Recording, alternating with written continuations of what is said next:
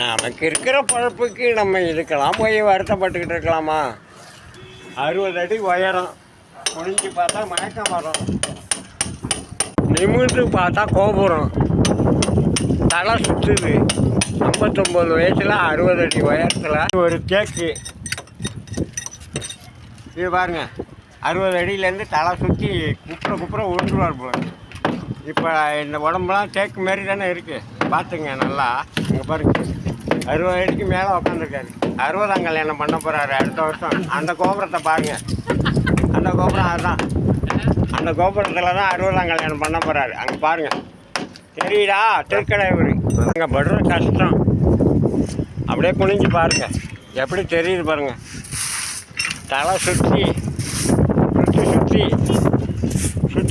சுழண்டு கீழே விழுந்துருவோம் போல இருக்காங்க பாருங்கள்.